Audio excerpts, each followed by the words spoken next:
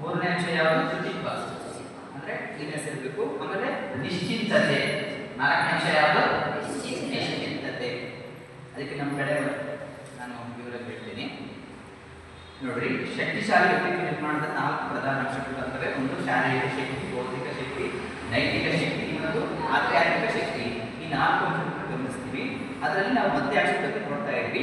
ಮೊದಲನೇ ಅಂಶ ಯಾವುದು? ಶಾರೀರಿಕ ಶಕ್ತಿ. ಆ ಶಾರೀರಿಕ ಶಕ್ತಿ ಒಳಗೆ ಮತ್ತೆ 4 ಅಂಶಗಳು ಬರ್ತವೆ. ಅದರಲ್ಲಿ ಮೊದಲನೇ ಅಂಶ ಪೌಷ್ಟಿಕ ಆಹಾರ ಒಂದು, ಎರಡನೇದು ವ್ಯಾಯಾಮ ಅಥವಾ ಯೋಗಾಸನ, ಮೂರನೇ ಅಂಶ ಶುಚಿತ್ವ, ನಾಲ್ಕನೇ ಅಂಶ ನಿಶ್ಚಿಂತತೆ. ನಿಶ್ಚಿಂತತೆ ಬಳಸ್ಕೊಂಡು ಬಹಳ ಕಷ್ಟ. ಅದಕ್ಕೆ ನಮ್ಮ ಕಡೆ ಹೇಳ್ತಾರಲ್ಲ, ಇದರಲ್ಲಿ ಬದುಕಲು ಕಲಿಯುವ ಪುಸ್ತಕದಲ್ಲಿ ಸ್ವಾಮಿ ಜಗನ್ನಾಥ ಪ್ರತಿಯೊಬ್ಬರು ಓದಬೇಕಾದ ಪುಸ್ತಕ ಬದುಕಲು ಕಲಿಯಿರಿ. ಕೆಳಗಡೆ ಪುಸ್ತಕವಿದೆ 150 ರೂಪಾಯಿ. ನಾನು 2 ಸಲ ಓದಿದೆ. ಅದರಲ್ಲಿ ಸ್ವಾಮೀಜಿಯವರು ವೈಜ್ಞಾನಿಕವಾದ ಕೆಲವು ಸಂಶೋಧನೆಗಳನ್ನು ಉಲ್ಲೇಖ ಮಾಡಿದ್ದಾರೆ. ನೀವು ಅದು ಪುಸ್ತಕ ಓದ್ರಿ.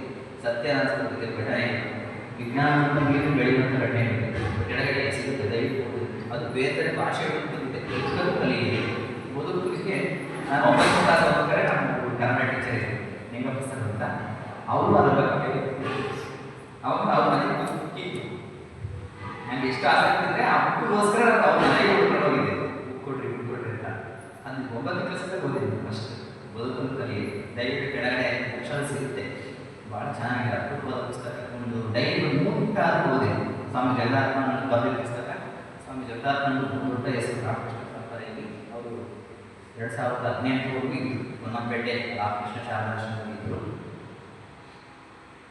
ಅದಕ್ಕೆ ಒಬ್ಬ ವ್ಯಕ್ತಿಯನ್ನು ತುಂಬ ಅಚೀವ್ಮೆಂಟ್ ಮಾಡೋ ಅವಶ್ಯಕತೆ ಇಲ್ಲ. ಒಂದೇ ಒಂದು ಪುಸ್ತಕ ಒಳ್ಳೆ ತಂತ್ರ ಸಾಕು. ಸ್ವಾಮಿ ಜಗನ್ನಾಥನ ಬದುಕಲು ಕಲಿಯಿರಿ ಅಂತ ಅನಿಸ್ತಾರೆ. ಆ ಪುಸ್ತಕ ಅನಿಸ್ತಾರೆ. ಮುಂಚೆ ಈಗ ಬೇರೆ ಪತ್ರಿಕೆಗಳಲ್ಲೂ ಲೇಖನ ಬರ್ತಾ ಇದೆ. ಪೌಷ್ಟಿಕ ಆಹಾರ